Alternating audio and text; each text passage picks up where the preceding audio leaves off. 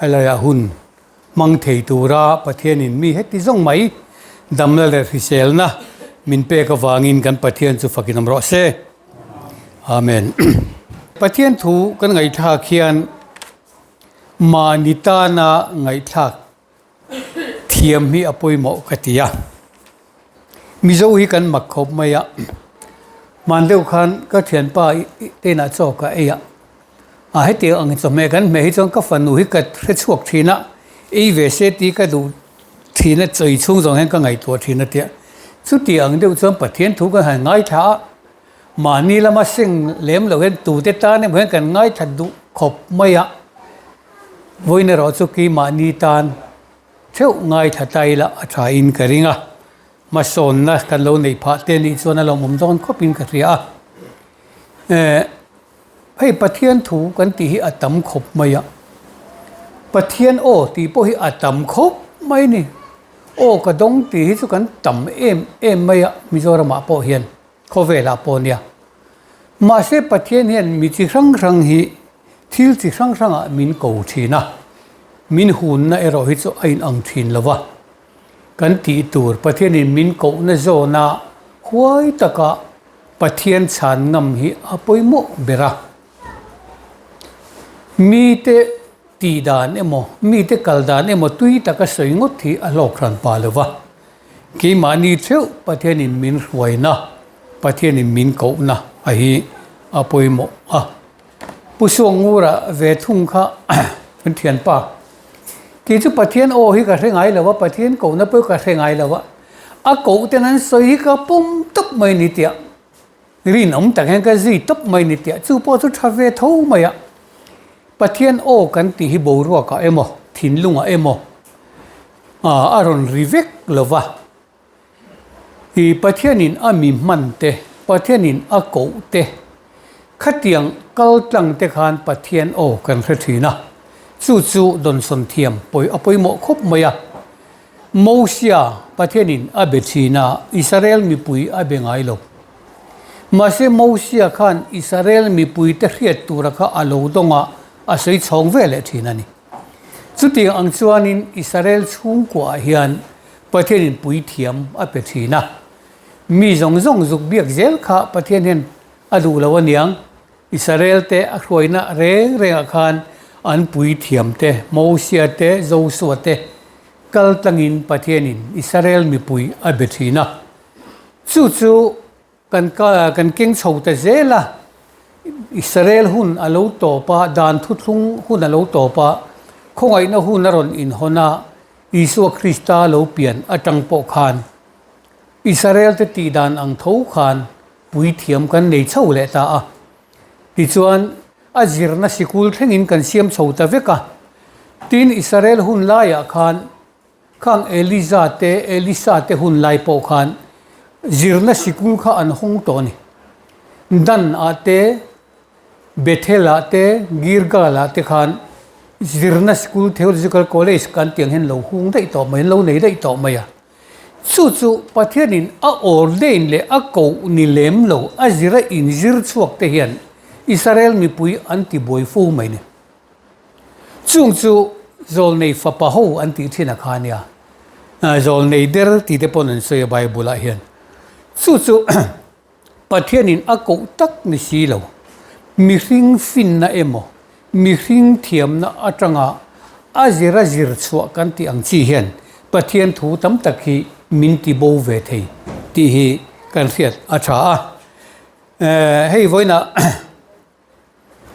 Kohhran lo din lai chan chin te po ka han soi ka cha kang reng viawa kum som thum le pariat voin ni anga khan chin ka soyang khan Kohhran he lo ding ania hei mi hring ril ru alut ngai lo thin lung alut ngai lo a han tiang mai hian ki po tun ma chuan thu thung kan han ti te israel kan ni te hi ka pom ngai lo reng ani ka ring ngai lo ani ka ring ngai lo reng a ki ma hriat na lama khang kalo in ngat thui khop maya kan zirna te kan hriat na te kha kalo chuang thui khop maya khalama tanga zirna atanga le bible atanga te zuk in cherwar mai tum chon alo thei mi lawa tin a thei lo na chana kha a hun ala then lo wangani engkim tan hian hun ruat alo om vek maya hei pathian in hun pui a then da na hi apoi mo khop maya hei hi kan khiat lo chon pathian thu he na in nial chiam te mai ni top om mang lo he na in nial the ni dik mani tan mun dik titlat si han dik bok si hian in nial the ni dik ve fe hi in nial the ta ni hei kholaya thalai in lo in suale mo alo in ti boy anum point han zot mai la an dik ve hin in sual thina ni dik in ti ve hi khati ang deu tho kham pathian tu hen dik in ti ve hi a in nial vak thia a in pom lo pui lo the ni chumi achu achana chu dispensation anti pathian in hun pui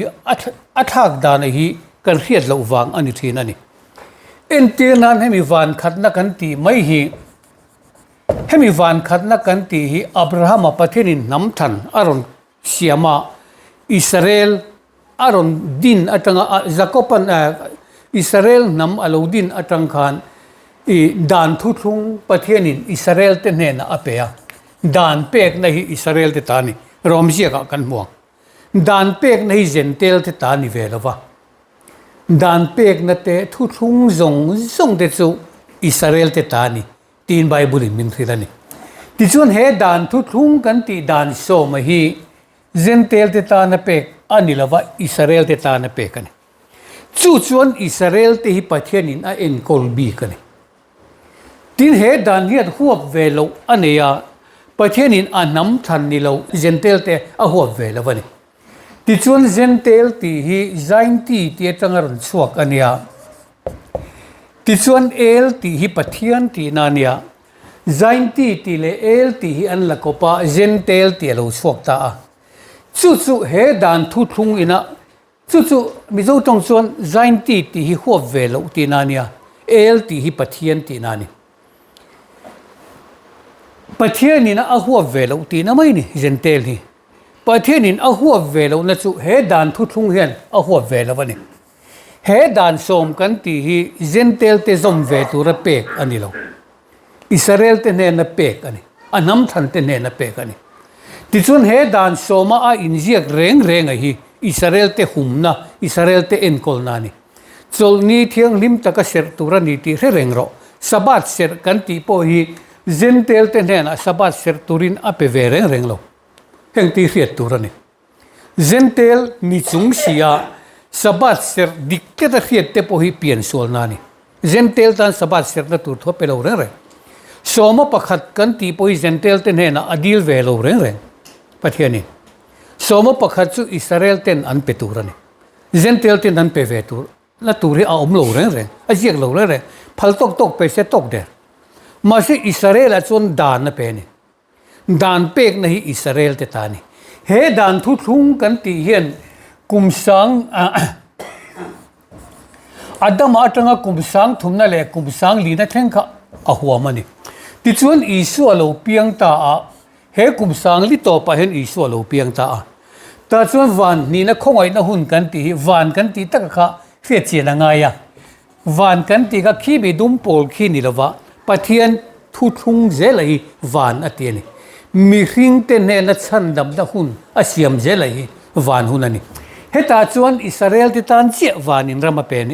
thu thung a siam ani adang zong ka chu huap ve lo ni top mai ni ti chuan heta hla taka om thin te huap ve lo te kha hemi iswa lo pian atang hianin aron huap ve ta a hla taka om zebulun ramte napthali ramte musit om thinati gentel te gadili mi thim noya thu ten eng na satakan muta a tiang khan hemi iswa lo pian atang hian khongai na hun hi aroin hongta a mangai ngai lovi kha mangai ron ti tani gentel te huwa ve ngai reng lo a khongai ve ngai reng lo buka a mangai ngai lo buka israel kha enkol top mai ni pathiani dan thu thunga khan eng tin ngen omla mangai saklo ma se israel te chunga khan fir takin danin enkol mai ni chuta chon mangai ngai lovite du sang ngai lovite kha khongai na hun kum sang nga na tang khan is Adam atang akum sang na atang kan isu atang chuan ni khat na chau ani kum sang khat na chau ani ta chuan khongai na hunaron in hong ta rin za awanga khongai na chandam na kan ti hi mi zong zong tan aron hong ta thut mai ni ti chuan heta rin na awanga khongai na chandam na a chiang em le helai dan thu thlung saba ta chiang em hi in nial ta se an dik ve a ma se hai pakhat an neya an hut an hayani hun an hayani heta ser tura saba ti pek ani lova heta ser tura pek hini heta mi hi rin na awanga chandam na ni lo dan thu thlung an zom awanga chandam na an chan na ni chuwan zon rin na awanga chandam na chan na hun le helai dan hun hi pathian thu sei dun ma se a in bil thelo reng a thu thunga ka a ran dai ni chuwan zon he mi hun bi pathian in a then tak mai kan chian lo chuan kan thu sei kan in man ton thei lawang ti chuan tu na chuan isu atangin kum sang ni lo ral le ta aral le ta kan ti kan hriat na chu tu na po sang ni le som ni le panga kan chuang kai to ni kum sang ni zel hi thu thung pathian in a hong van a hong thin van te chu na satakari in a bora lang ti te van chu le khabu zial mi angin zial bovina omang ti te bible a kan hu vek ani van hi in zial bo theya van ni a boral thin ka thu hi aral lawanga ati ma se le van hi boral zokong ati mai ni van hi lo boral le lo phal khop mai pathian ne van hi lo boral thin a lo nia a thu ero chu a boral thei mi a lo mai a chu wang chuan le van an ralanga ka thu ero chu ral lawang ati sa thapa ti chuan he van kan ti van khat na a lo ral ta a mi hring an thi chuang si lawa juda hoten israel hoten van ral ti an reng lo an thu thunga top ti han reng lo an thu thung ron sei sel tu iso hen do ta tlat mai ni an chol ni ron bo che tu chol nia dam lo te ron ti dam thin tu chol nia bu muna te kala bu noi fa e mai thina kha an ho em chol ni apui thu lo te kha iso an hek na point mo ber ani iso la chon iso ero chon ke hi long chol ni lal chu ti dai mai sia ti chon hetan mi le e hian in mil thei ta reng lo mai ni pathian thu ve nan in do thin ani chumi chu voin ne pon kan khiat lo chuan pathian thu mangin kan in musit to langa pathian thu mangin mulo kan in ti ton ve bok sianga a chan chu kan omna a in an lo wangani mizo la phu amasak ber pol kha thia kan omem o khom ma pala eranti ti te ania hey mizo la phu amasak ber kha ta tang khan hei hi langa he ta tang heng kha lang ti te kha mizo la phu amasak ber polan thil dik takani he ta tang heng kha ta mi kha langa kha ta tang khan hei hi lang ti kha ni maya chu chi chu voin ne po pathian thu kan omdana ni top mani kan omna a in an to lo chuan kan thu a in ang thei ngai lo chu tak so ni chu mi hun chu a theng thina chu mi hun in thak theng lai tak chu bible in zan lai hun in thak theng ati zan lai ya thu thung thara lo thenga zan lai taka au thoma lo oma mo nei tu lo thenge tin au thoma lo oma an tia kha ti chuan isua lo pian kha zan lai zan thiang re lai takin iso kha bethe ma apiang kan tia kha dan thu thung a topa dan thu thung topa khongai na chan chin tha ron hong turin isua hi zan lai ya alo kala ni chu thu thung to hemi bul in tran chi a hian ta hian alo piang ani alo pian lai min an fevak lo anau pan lai zong hian mi mu sit Heroda ten ti luman tu ma anu ten an hum ram ani anu le pa kha omlo pheise chu isu khan rot tel de yang chu Heroda no sen kum ni noi lama rot khan an thivek turan ma se ai kupta ra ma tan bo ro ti kha andong ta lawa pathianin ahumani chu thu puana khan ron je ka mei chia nia in thuam ake noye tha ar si som le pania siam lalu kum khumalo oma ti thu pona injia ka in ria du chuan kan sei ka lo tiang mei chia ti sa khuwa Kohhran sei na ni mei chia ni a in thuam atia hi ni atia kha ni sabat ni a in thuam ani kha Israel Kohhran kha ni sari ni hi an pathian biak ni ania pathian tana anin ser ran ni ania chu mini chu an ser ngei turania mei pon chem turani lawa thi puin na ai ridan choi turani lawa farlong khat ai la pon kal turani lo nilan chung jongin rongan bol lawang nitlang nuwa rongan bolang chu mini chu an ser wan kha ni khan an in thuam tat mai ni mei chian ni in thuam ti chuan an ke hnuaia chuan he khongai na chanchin tha kan ti hioma tha kan ti en tu ro pui lo zok ania khongai na hun hi ni thim hnuaia alo enga thimin chu a hrelo isu kha zana alo pianga tha angina ron eng ta a ti chuan he ta Genesis bung khata khan athil siama khan nili dia athil siama khan pathianin en tu lo omro se chun en tu le zan en tu ro pui zok chu chun en tu anianga en tu ro pui lo zok chu zan en tu niang ti chuan chu hun bi te ni te kum te chiar na tu ni ro se aron tia kha kum sang lina isu lo piang tur soina ni ani hi en tu ania isu hi en tu ania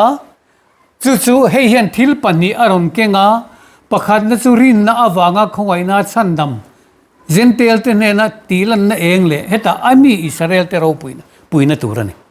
ti chuan isu khan thil pani aron kenga pakhat na chu khongai na chanchin tha chu mi en ti na tur chuan cross an khen be khan ana ka tangin tui lo chuaka ana ka tang bokin thi sen le tui lo chuaka ti chuan tui chu zentel thu thung khongai na chanchin tha chu tui thu thung kan ti tak chu zan tha ne na te kin rin na awanga khoi na chandam na hi ni ti chuan thi sen ero chu ka thi sen thu thung thar mitam takta na chuak tur atia Israel te silfai na tur heta dan noya ran thi sena thu lo thun to te ran thi sena thu lo thun to te ama thi sen nge ya atlan chua a silfai le na tur entir na ni ti chuan zentel te sual hi iso hian thi sen in a silfai lo zentel te sual na hi chu twin a silfai sak chiang ro hei tui baptisma hi poimo tak mai ni khoi na chanchin thanoya chuan ti chuan chu tui thu thung tui chun chua chu khoi na chanchin thanoya Kohhran hovin kan choi ta ni tui thu thung ani khoi na chanchin trai tui chun chua tui iso na ka tui an chun chua choi na mun ani ti chuan chu me nuwa athi sen lo chuak ero chu mitam takta na chuak tur thu thun tharna ni e atita a Israel te ne na thu lo thung to a thu thung thar le do na chu thi sen thu thung thar ani ta ni ti chuan tu na chuan zentel ni kumsang ni alo ralta ka wangin kumsang ni hun khongai da hun alo topa zentel van he in kharani khongai da chanchin trai a top ai zial ti chuan chu mi zan lai taka chuan hetlan na thu thung thar hi pathianin a nam than bo to mi zo te mi ron zong chuaka chu mi thi sen thu thung thar noe Kohhran lo dinga chu tlan na Kohhran CRC kan ti Mizoram lo piang ve ta nol mai ni chu thu ma voin kan soi du a chu mi chu ani wangin kan thu soi helai thui kan soi do na thu ma ni chu ka soi helai thui kan soi do na helai atanga benga in do chuanin kan in bil theilo ngai lo in man thiam mai lo wang ka ti na ni chu a chan chu amun a rang to a thimata chuaka eng mak taka lu tura ko na tu chu ko na chu ti ha thimata chuaka eng mak taka lu tura ko na Kohhran le na kan chan lo chuan min Kohhran le na a chan lo chuan pathian rama lu theilo reng reng ani Nikodem ka Israel zirtir tu ani he dan noi a hi chuan a hre du tu ti chuan pola en le taila pola kamaliela ke bula seilian ani farisai te ay farisai zo kani dan noi a seiliana he me thu thung hian a seilian ani dan thu thung a hian a seilian ani tir ko pola hi จู่วันส่วนอิสุคริสต์จันจินทาอันรอนหิลขันเฮดันทุทงเนี่ยนะอินมิลตัดลัดละวะจู่วันส่วนปะเทียนตานรงอาทันเนมไงนาวางินเฮดันทุทงหน่วยปะเทียนตานขันทันเนมอ่างไงวางินเฮตริงตูเตกติดูตาตูรินมันตูรินพัวตูรินอาเฟชโซกันปะเทียนตานเฟชโซกันอินไงทูปะเทียนรงโบลาอินไงทูมาเสเฮไลมีเตปะเทียนถูกเฮไลมีเตปะเทียนถูกอันนี้โตโลวางินวัมมันอัตุมาเสดามัสกาดายเองนรันสุนทุตาอิติดูดาเมกลำฮิอาเฮงกอมตัวติดได้มันนี่ปะเทียนนี่อีมูสิตเอ็มละมาเฮงกอมได้โตอตินานี่อิติดูดาอีโซฮักันนี่ติตาจนโปละเฮียเปียงทารตาเปียงนนตานี่เฮมิทัวตั้งเห็นตาเฮียนเปียงนนเอาไม่เชื่อจูนิโคเดมาโปอิสราเอลจิรติตูนี่โปลังเสียดานหน่วยเสียเลียนนี่อิสราเอลอาโปมีปุยสัตเลียนนิเวลจิรติตูงัตนี่อีเปียงนนตูร์ก็ตีใจมักติสุอติ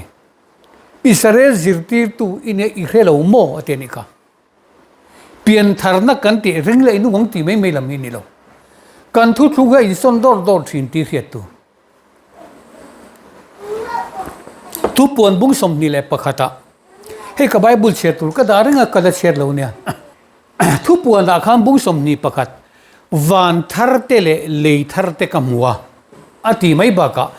วันมัสาเลมัสาจูโบรัลโตอติมีอะไรอโบรัลตักสงเสมเขาเวลจูปังไงเรื่องเรามามาเสียเหวันมัสาให้อโบรัลจูตัวน่ะพวกเขาไอ้นั่นจันจินทากันตีรินนั่นจันจินทากันตีมีทั้งตักตุยเอ็มกันละนั่นเมกไล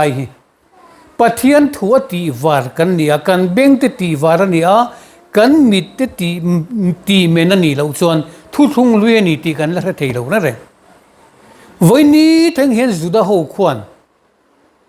ตัวละทุทุ่งทาร์บูกันตีอันละปมเราเร่งอันละปมเราเร่งคู่มีสุดาหูคุส่วนไบเบิลให้มีมาลากีทิ้งเจ้าเห็นไบเบิลอันปมันทีนจุมีนี่เราสมารีหูอันนี้เพจวนนี้โมเสียเลขาบุปลีเจียฮีอันปมันนี่อดังส่งฮีเอเจเกลที่โซลเน้นนี่เร่งเราอิสราเอลที่โซลเน้นนี่เร่งเราติดตัดมันนี่โมเสียเจียขโซลนี่อันนี้อะโมเสียเจียเลขาบุปลีเจียไบเบิลตูนทั้งคนอันละปมันซึ่งมีริงตูเดจุตูนักวันมีสังเกตหมดสักวันนี่เต็มนี่อิสราเอลอันมันที่สุดสุดที่ขบชวนทิลรัลทิลลุยเละทิลทาร์พระเทียมเหล่าตานชวนปะเทียนถูฮีโบนานี่อาดนานี่ตบมันครอสถูจูโบรัลเมกที่ตานชวนอาดนานี่ตีอดีกลุตุกีนี่ฉันทำเมกที่ตานในเราชวนปะเทียนทิลตีเทนานี่ตีกันเรียดอัฐาทิลลุยแต่จูอันรัลตาเตียรันสอยฮีเองทิลลุยรัลกันเรียดตั้งไงนี่กันเชียดเหลี่ยมไม่ยาทิลลุยแต่จวนรัลตาแต่เองนี่รัลกันเรียลว่าไงแต่ว่าเราทาร์เลต้าแต่เองทาร์โพสกันไงเป็นช่วงเราไอ้ดิเจก็กันเชียร์ตุกมันกี่มันนี่ละมาอัลลุยตัวเราว่าทาร์โพช่วงตัวเราวันซูมีตักซูไงตัวตักกันนี่ทัดมันนังมาละมาทิลทาร์มูตัวเราว่าทิลลุยพอเรียดส่วนสีเราส่วนไงตัวตักดินมุนักกันดิ้งตีกันเรียดอัฐาวันรำมีวันรำจันจินจิรตีระซูอันนี้พอละใส่ปอนี่เราเฮ้ยจูมาท้ายใส่ปอนี่เราจอนใส่ปอนี่เราอีชัวใส่เนี่ยมีวันรำจันจินจิรตีระซูอาเราโบมาตาทิลลุยเตเลทิลทาร์เตพอร์ชวกที่นั่งโซนี่เตมินทิลลุยพอร์ชวกตัวนั้นจวนสีเราว่าทาร์ปพอร์ชวกตัวนั้นจวนบุกสีเราจวนวันรำจันจินเนี่ยอะไรหล่นลงที่นั่นจุดอีชัวใส่เนี่ยมีวันรำจันจินจิรตีระชวนอาเราโบมาตาทิลลุยเตเลทิลทาร์เตพอร์ชวกที่นั่งโซนี่เองนี่ลุยเองนี่ทาร์ตีตัลกันเรียดเราชวนวันรำกันหลัดเลยที่ชวนวันรำกันหลัดเอ็มนั่นฉันจูวันรำเสียกันเรื่อยๆแล้ววันนี้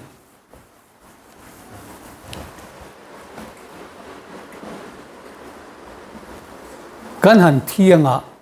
กี่มันนี่ยังเที่ยวให้กี่มันนี่ตั้งกันทาราวัชโชกันสุดๆกันหนูก็จะรัวๆกันขี้แต่ค่อยมาทอกชาวะ van ram han lu tur hen ka ngai that mai ni ma se van ram isuan asoi van ram sap trong suan kingdom of heaven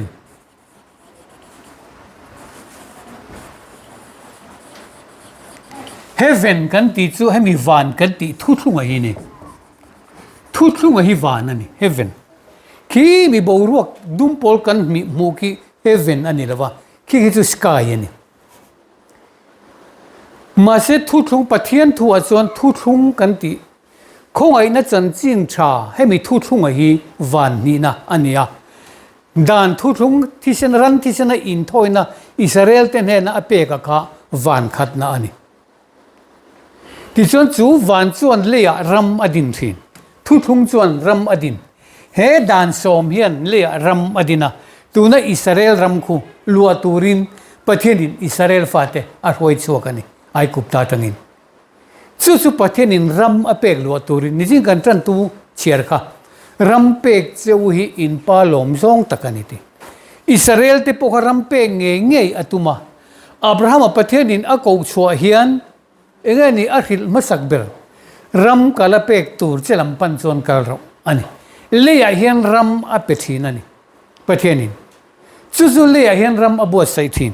hemi khongai na hun ero hi chu mi zong tan rin na awanga khongai na chandam ani wangin ram apevelo rin na thu thunga hian ram apevelo wa ram apelo le hian rambik a siam lo chuwang chuan hemi gentle chan chin tha khong ai chan chin tha kan tian van ram kingdom of heaven kan ti an nei ve lo le hian ram lua bik tur an nei lo ma se pathianin Israel ten he na thu thung a siam re reng chu kha thu thung an zum na tur kha mi thu thung an zum na tur rambik a pethin ani chumi ram lua tur chuan ai kupta tang hena roi chokani chu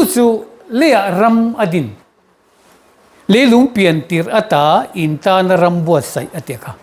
chumi chang tur chuan tunan gentel ni alokin ta khoi na hun alo top ta ti kan soenga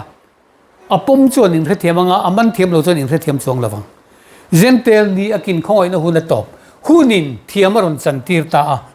kum sang ni an mangral ta khoi na hun ti chuan chu khoi na hun alo ral don ta ka wang chuan Israel nambo mizote kan tiange pathianin voinen thu thung thar thi sen thu thung thara min ko me kani ti ka reila athange